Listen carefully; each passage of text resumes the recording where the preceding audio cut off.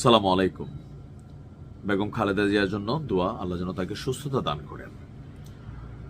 জনাব তারেক রহমানের একটা স্টেটাসকে ঘিরে তোলপাড় সৃষ্টি হয়েছে। জাতি জানতে চাচ্ছে কারা সেই শক্তি দেশে বিদেশে যে মায়ের এমন দুর্দিনে, মায়ের এমন মৃত্যু সজ্জায় ওনাকে দেশে আসতে দেওয়া হচ্ছে না। যেহেতু সরকারে আওয়ামী লীগ নেই, এখন এটার দায়ভার অনেকটা ইউনূস সরকারের উপরেই পড়ে। যে সরকার কি তাহলে তলে তলে কোনো ঘেটু করছেন? সরকারের ভিতরে কি এমন কোনো অ্যাক্টিভিটিজ আছে যে বিএনপি মনে করছে বা তারেক রহমান মনে করছেন এই মুহূর্তে দেশে আসলে তার জীবন নাশের শঙ্কা আছে, অথবা তাকে গ্রেপ্তার সামহাও? এটা কিন্তু এখন এই সরকারের পিছনে যায়। ওনার নিরাপত্তা প্রটোকলকে সরকার দিতে পারতেছে না। সমস্যাটা কোথায়? যখন তারেক রহমানের নাকি স্টেটাসকে ঘিরে তোলপাড়, তখনই ইউনূস সরকার মুখ খুলেছেন তারেক রহমানের দেশে ফেরা নিয়ে সরকারের অবস্থান কি। এটা অনেকেরই জানার ইচ্ছা ছিল যে আসলে সরকার কেন কোনো মন্তব্য করছে না। তো তারেক রহমানের এই ফেসবুক স্টেটাসের পর সরকারের তরফ থেকে জানানো হয়েছে যে তারেক রহমানের দেশে ফেরা নিয়ে সরকারের তরফ থেকে কোনো বিধিনিষেধ বা আপত্তি নেই। আর এই তথ্য কে দিয়েছেন? ডক্টর ইউনূসের যিনি প্রেস সচিব আছেন শফিক, তিনি তার ফেসবুক পোস্টে লিখেছেন তারেক রহমানের আজকের বক্তব্য যে এখনই দেশে ফেরার বিষয়ে সিদ্ধান্ত নেওয়ার সুযোগ তার জন্য অবারিত এবং একক নিয়ন্ত্রণাধীন নয়। এটা উল্লেখ করে প্রধান উপদেষ্টার প্রেস সচিবের কাছে সাংবাদিকদের প্রশ্ন ছিল। তো তিনি বলছেন যে বাংলাদেশে প্রত্যাবর্তনের বিষয়ে সরকারের তরফ থেকে কোন রকম বিধি নিষেধ অথবা কোনো ধরনের আপত্তি নেই।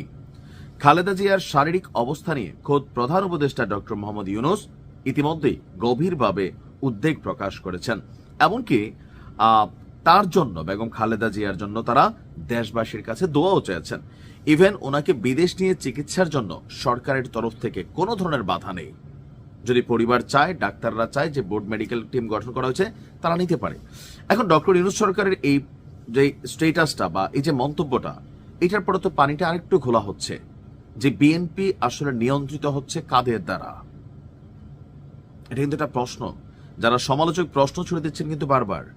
থাকে না যে আওয়ামী লীগ 5ই আগস্ট আসার আগে যখন কি বলা হয় যে রংপুরের ছেলেটা মারা গেল, আবু সাইদ, একের পর এক তৎকালীন সময়ের প্রেক্ষাপটে আওয়ামী লীগ ভুল সিদ্ধান্ত নিতে থাকলো। সবগুলো ভুল ছিল। একের পর এক উচিত ছিল আবু সাইদের বাড়িতে গিয়া ওই সময় এটাকে সাপোর্ট করা বা সান্ত্বনা দেওয়া। আওয়ামী লীগ কলেকে উল্টা এটা নিয়ে গেল আরেক দিকে, শেখ হাসিনা। একের পর এক আপনার ভুল সিদ্ধান্ত ছিল, এজ এ রেজাল্ট পতন হয়ে গেছে। বিএনপির এই মুহূর্তে বেগম খালেদা জিয়ার এই অসুস্থতাটা জনাব তারেক রহমানের দেশে না ফিরাকে নিয়ে যারা ওনার সমালোচক আছেন, আপনি দেখছেন পিনাকি কি গুতামারা স্ট্যাটাস দিছে। এটাই কিন্তু বাস্তবতা, যেমনি বুঝায়। এখন মানুষের মধ্যে পারসেপশন আছে, এখন যারা দল করেন না আমরা আসলে আপনি কি বলছেন, কি জানেন, বাট কিছু তো একটা আছে। সরকার চাচ্ছে তারেক রহমান আসুক। আর সরকার কি ধরেন এখানে ঘোগলামি করার সুযোগ আছে যে বলল আসার পরে তারেক রহমানকে অ্যারেস্ট করবে? বিশ্বাস করেন, আমি মনে করি তারেক রহমান একটা চুল স্পর্শ করার মতন ক্ষমতা এই ডক্টর ইউনূসের নাই। এটা বাস্তবতা। তারেক রহমানের বাদ দেন, শেখ হাসিনারও একটা স্পর্শ করার মতন ক্ষমতা আপাতত সরকারের নাই। এটা এখন হচ্ছে ধরেন জোশে জোশে বা পাবলিক পারসেপশন থেকে এগুলো চলে। তো সেই ক্ষেত্রে উনি দেশে আসলে ডক্টর ইউনূস সরকার যদি গ্রেপ্তারের দুঃসাহস দেখায়, বাঙালি জেল টেল ভেঙে ফেলবে বিএনপি নেতা কর্মীরা, সাধারণ মানুষও ভাঙবে যে মায়ের এমন দিনে আসছেন আপনি মিয়া ফাইজলামি করেন বলে, যে কিন্তু ধরবে। কোন সেই শক্তি? এটা কিন্তু একটা প্রশ্ন তুলতেছে। মানে এটা নিয়ে যারা সমালোচক তারা বিভিন্ন প্রশ্ন তুলছেন। আমার কাছে কিউরিয়াস মাইন্ড জানতে চাচ্ছে যে আসলে কি হচ্ছে।